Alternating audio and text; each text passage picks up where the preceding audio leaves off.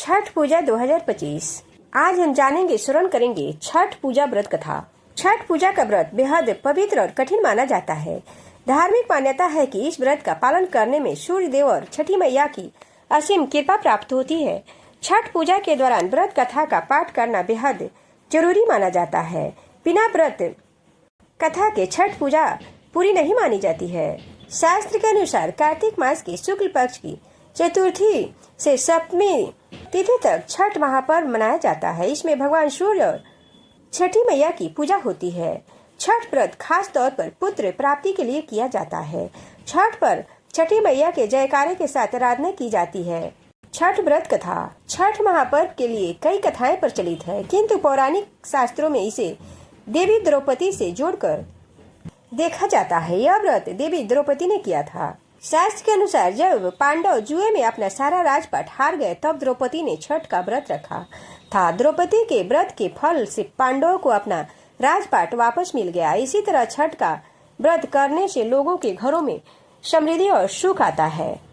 छठ पूजा या सूर्य षष्ठी या छठ के व्रत में सूर्य भगवान की पूजा की जाती है और धरती पर लोगों के सुखी जीवन के लिए सूर्य देव के प्रति आभार व्यक्त किया जाता है।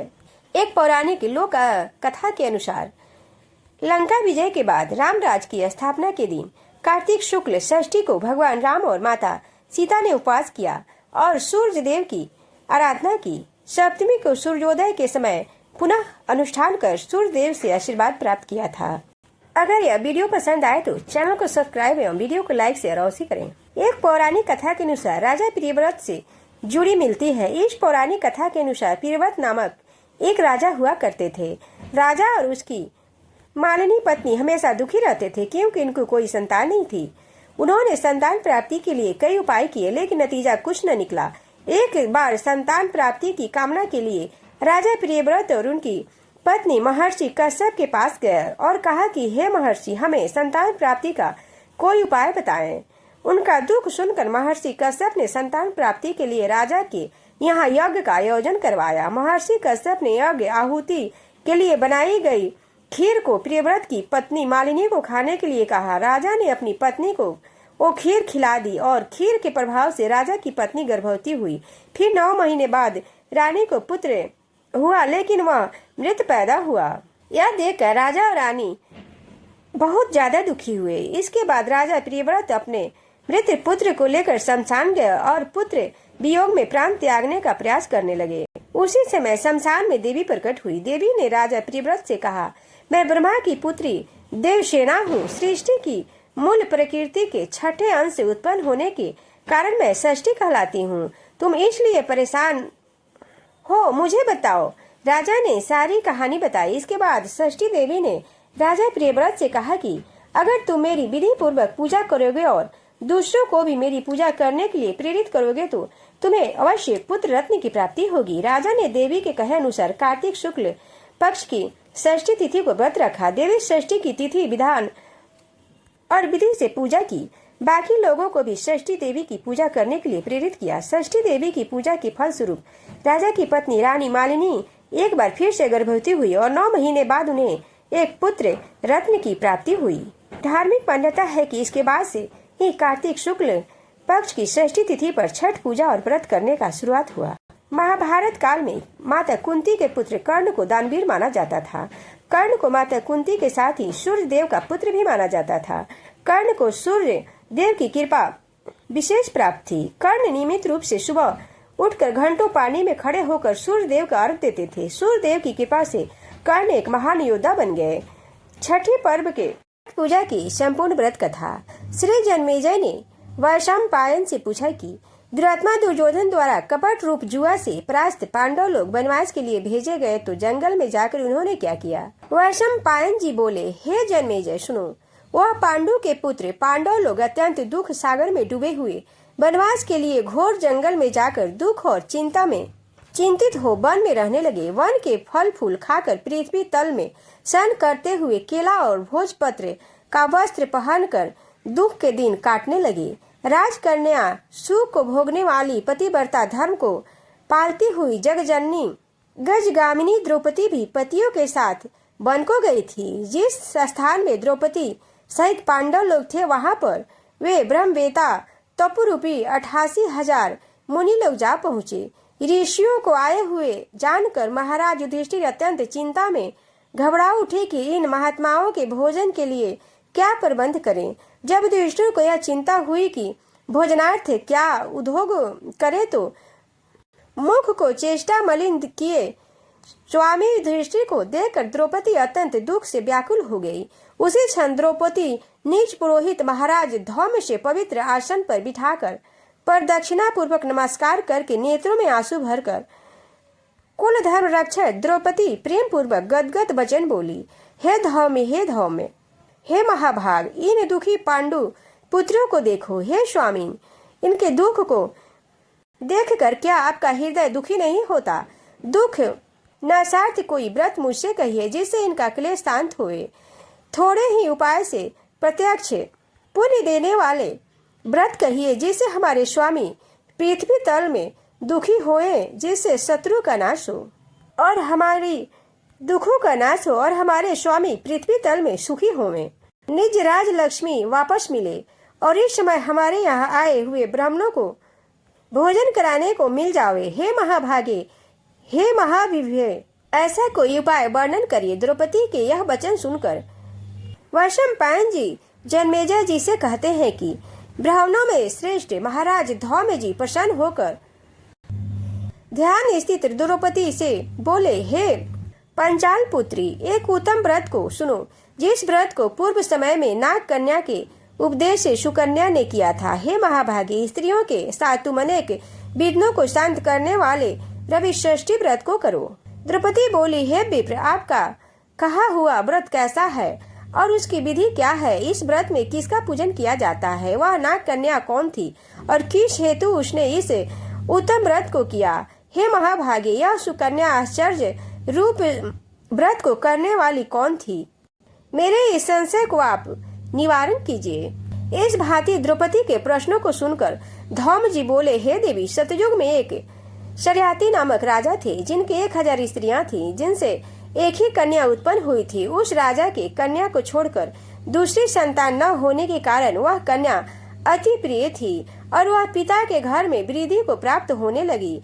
कुछ समय के बाद कन्या चंद्रवत मुख, कमल नेत्र और कुंभ स्तनी होती हुई वह अवस्था को प्राप्त हुई। बाल्यावस्था से ही वह कन्या पिता के प्राणों के समान प्रिय थी। इस पृथ्वी लोक में उसके सदृश दूसरी कोई ऐसी कन्या न थी जिसको हमने देखा हो। इससे उसका सुकन्या नाम पड़ा। एक समय राजा सारथी मृगा शिकार के लिए मंत्री, बड़े बड़े योद्धा और पुरोहित को संग में लेकर घोर जंगल में गए। शिकार खेलने के निमित्त राजा को जंगल में वास करते हुए 10 दिन व्यतीत हो गए। राजा शर्याती दिन में शिकार खेलकर रात्रि में स्त्रियों के साथ क्रीड़ा करते हुए जंगल में रहने लगे। एक समय सखियों के साथ सुकन्या फूल फल लेने के लिए जंगल में गई हुई थी। वहां पर च्यवन मुनि का स्थान था। सुकन्या मुनि की देह में दीमक लगी देखकर क्या देखती है कि मिट्टी के मध्य में मुनि के दोनों नेत्र जुगनू की भांति चमक रहे हैं। उसने विस्मित होकर उनकी दोनों आंखों को फोड़ दिया।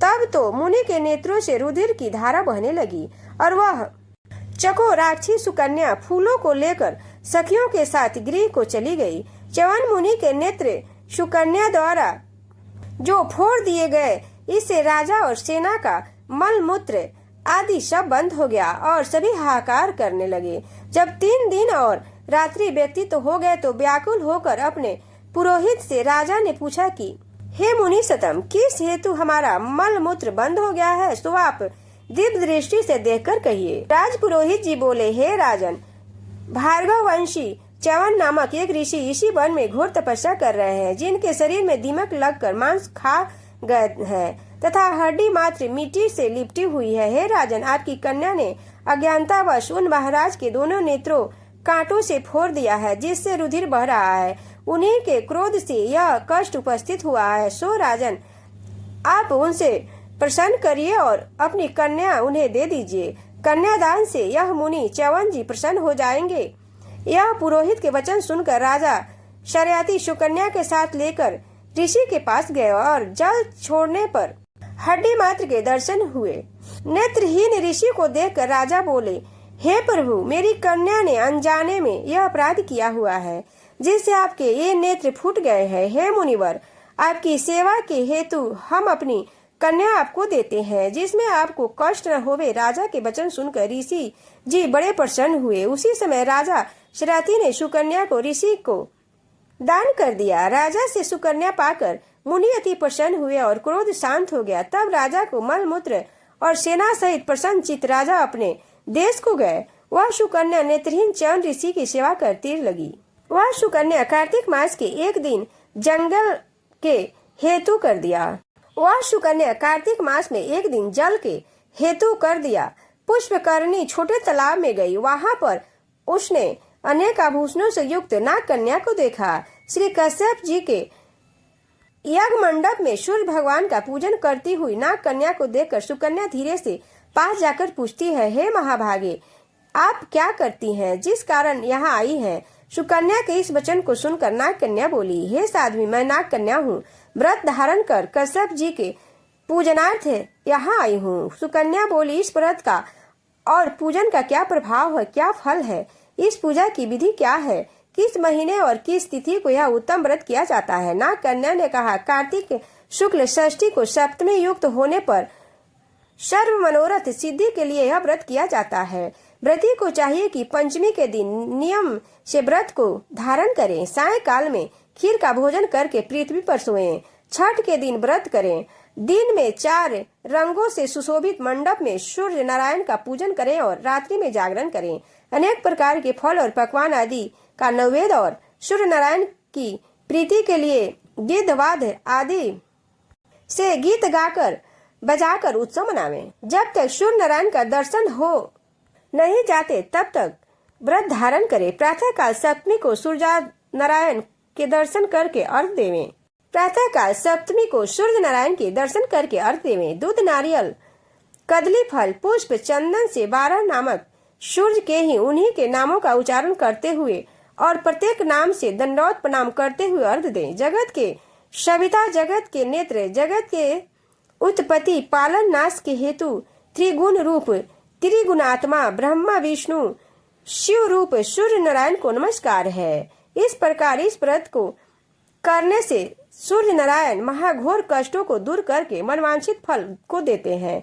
हे सुव्रते, हमने यह रवि षष्ठी व्रत तुमसे कहा। श्री धौम जी ने कहा कि हे द्रौपदी, नाग कन्या के इस वचन को सुनकर सुकन्या ने इस उत्तम व्रत को किया। इसी व्रत के प्रभाव से च्यवन महाराज के नेत्र पुनः पूर्ववत हो गए। ऋषि होकर सुख भोगने लगे। इससे हे पंचाल नंदिनी, तुम भी इस उत्तम व्रत को करो। इस व्रत के प्रभाव से तुम्हारे पति पुनः राज लक्ष्मी को पाएंगे और निसंदेह तुम्हारा कल्याण होगा। तब द्रौपदी ने धौम महाराज की आज्ञा से यह यथाविधि व्रत किया तो युधिष्ठिर ने अतिथि के रूप में आए हुए ब्राह्मणों को भोजन देकर प्रणाम किया।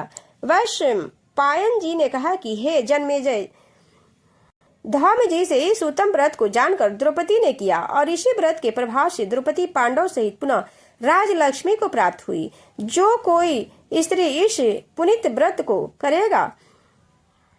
करेगी उसके समस्त पाप नाश होकर सुकन्या की भांति पति सहित सुख को पावेगी। इस व्रत का विधिवत उद्यापन करें। विधि विधान से व्रत प्रत्येक वर्ष करते हुए कथा को सुने। ब्राह्मणों को दक्षिणा देवे तो उनका मनोरथ सिद्ध होता है। जो कोई भक्ति युक्त इस कथा को सुनता है उसके पुत्र पौत्र धन संपत्ति तथा अक्षय सुख मिलता है। इस भांति कथा को सुनकर सूर्य नारायण को अर्घ देकर नमस्कार करते हुए श्रोता निज निज घर को जावें।